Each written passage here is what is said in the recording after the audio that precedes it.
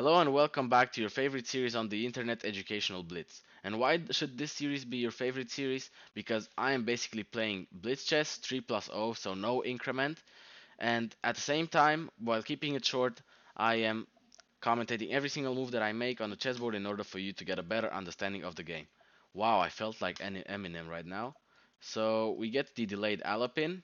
This is the setup that I chose. And now I'm just going to attack this. And now I'm going to go here. I'm not sure if this was the precise answer, but after takes, I'm just going to take back, setting a lot of pressure over here, and it could get interesting.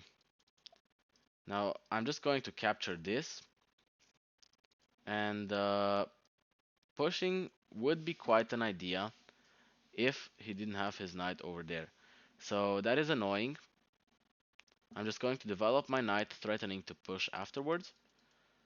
And now takes, and push is simply attacking the queen expanding, and it could be overextending, but as we get to develop the bishop with a tempo while attacking his knight, this could be very good for us.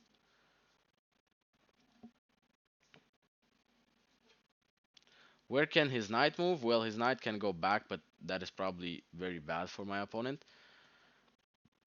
His knight cannot really go here because I just simply take with the queen or with the knight. And yeah, pretty much a lot of moves that he can make here are pretty annoying. Because if he goes back, I can simply castle, and my pawn is here is hindering the development or the quick development of his pieces as well. So I'm probably gonna play rook c1 first, trying to get rid of this annoying queen that is hindering me from castling, and with some sort of discovered attack, of course. Or maybe this move. This move could turn out to be interesting as well, because if we were to move the knight away to any square, he could have taken this pawn, and I don't think that is good for us, because we're simply losing a pawn, no compensation whatsoever, and yeah, we do get this open c file, but it doesn't really matter. So we do get this now, and I am thinking about a few moves, but castling is probably the best thing that we could do right now, since bringing our king to safety is never a bad choice. Now here we have our opponent attacking us, and does it really matter? Not really, like, come on. I'm just gonna go here. We do have a lot of shenanigans that we can go for, and we also may get to infiltrate with the rook as well. If he pushes over here, I don't think it really matters, to be honest. Let's attack him, let's be aggressive, and luckily, even though I've been yapping a lot and explaining the moves for a long period of time, our opponent is actually lower than us sometimes, so that is pretty interesting. So what if we go here? He takes, we take back with the bishop, and then, yeah, I think that's good. Let's go here. So take, we take back with the bishop. We could see this move, which is interesting, but we just take this pawn, and we should end up, we should be up material afterwards, and this position should in fact be beneficial for us. We attack, we take this, and what else? We could go here next. We could simply just push as well. And this is actually interesting too. Like, let's go here, followed by d6, because now anchoring the bishop over here can be very annoying for the opponent as well. I'm just gonna attack him, and then after he goes here, like, what? Can I not just go here? He goes here, we trade off. He sacrifices. Oh wow, that actually works. So takes. Okay, so this actually works because of this. So I do have to capture this, or should I capture with the rook? Let's capture with the rook. This is attacked. We are protecting this at the same time, and we can go for the rook to d1 or the triple stack afterwards. So we get this interesting sacrifice, which is quite unnecessary if you ask me. Let's just go here protecting all three pawns, and now we defend everything. We have this passer, which is going to be annoying to his position later on, but now I'm just going to bring the king, and I'm just going to bring the king, and I'm just going to push.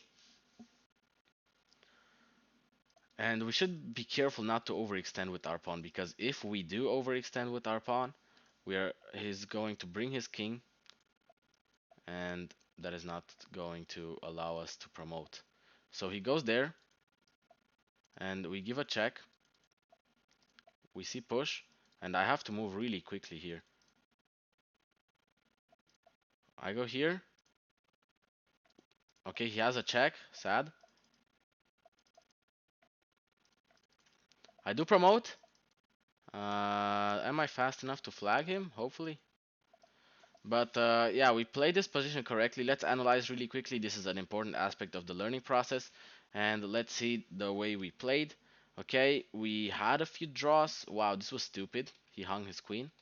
But I was pretty much pre-moving. So that is fine as well. Okay, wow, we were so bad. Okay, let's ignore this really quickly. Okay, wow, this was a bad move. Obviously, a time scramble could be an excuse, but after something like this is simply unacceptable because you get destroyed. Okay, and then we had this, which is interesting. But yeah, for the entirety of the game, we were playing pretty well. Was rook c1 the correct idea here? Rook c1, we found it correctly. B3, we found it correctly. Castling was the third engine move, and then bringing the knight here. Okay, attacking him was not as good, but after this trade, we go here, we take that. Push was correct, attack was correct, and going here, and he actually found this tactic correctly. And after I take over here, the position is superior for us, and it's actually fine. We could have just pushed and then just ensure to get this. This is interesting. He just has to go back, and it's a pretty beautiful breakthrough actually. Now we attack on that side of the board, and we are completely fine. Let's play one more game since this has been so fun actually. So let me play what I recommend. This is the Scotch. Let me. Are you gonna take? You aren't even gonna take. Like I was planning on showing a line, but if he isn't going to take, like what can I do? I'm just going to develop, attack him, takes. Okay, he doesn't go for it. I just develop my other bishop, he develops his knight or that other knight, and I'm just simply going to castle. Okay, takes is met by what? Like, what is going on? I'm just simply going to push, and you just have to bring the bishop all the way back. Wow, that must be fun for you, bro. That must be so fun. Let's play king g2, and I'm simply just going to be overly aggressive just for the sake of the video. And jumping in the knight over here can be annoying for him as well, but it actually somewhat helps his development. He brings his king to safety. Okay, castling, maybe an idea for him. I will still go here. And yeah, as I just said, going here is probably the way to go. I'm just simply going to take. What? I don't think this is possible for him. Here, push takes. Okay, let me give a check. And now I'm simply going to go here. My queen infiltrates, and we have a lot of attacking possibilities. What does my opponent do? Prepare some sort of discovered? Doesn't really matter because I bring my bishop next. Like, I bring my bishop, I can push f4, open up the entire position, and I still bring my bishop. Like, what is happening? I go here, he goes here, and that's mate. Like, even if he goes something like this, I still give a check. He goes here, and that is still checkmate. And this is actually a very quick game. Okay, let me give you a quick run through. This is the Scotch Gambit. I mean, I was planning on playing the Scotch Gambit, so you know the Scotch game takes, but we went for this kind of setup. His knight has to move back, and like this was a stupid move. The setup would be way more interesting if he would have just developed like this, and everything would have been fine. But my opponent somehow saves his day, and it's actually an interesting move and a possible move as well. But I'm curious, where do you just go here? But that is met by that, so that doesn't work. Let me just play this first.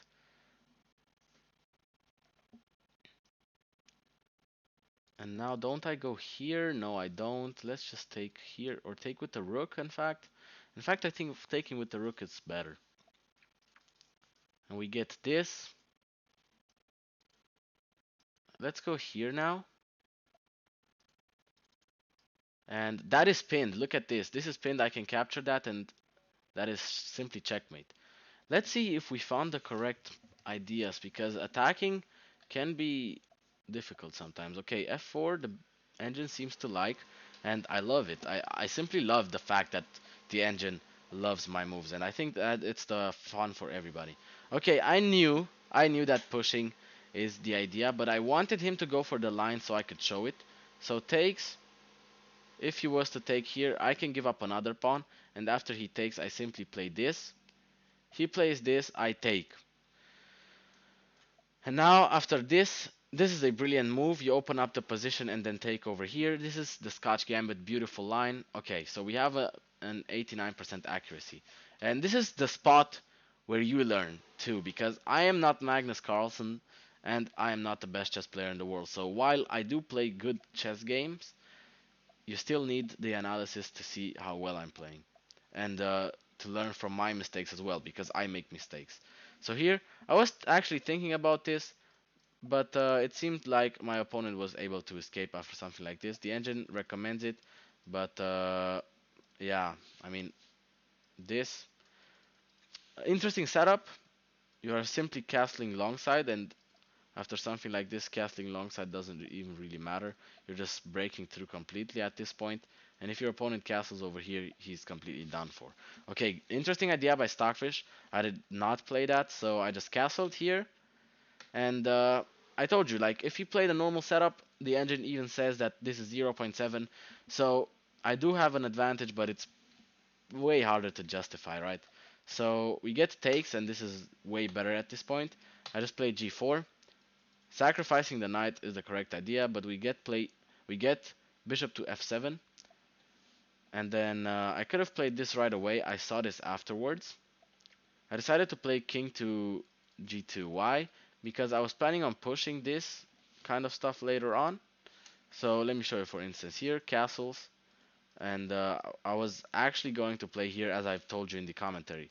But the idea was that after castles, takes, I was planning on pushing, and with the king on g2, I was able to push these pawns more effectively, backing this up and having the idea of bringing my rook to the attack.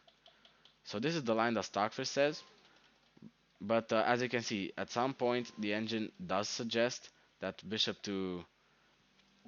king to g2 is an idea, and it's actually, let me check. It's the third line or the fourth line of Stockfish, but we didn't get that. So let me sum it up really quickly because I'm wasting too much time here. So I gave a check. He went back. I went here, and I decided to bring my bishop.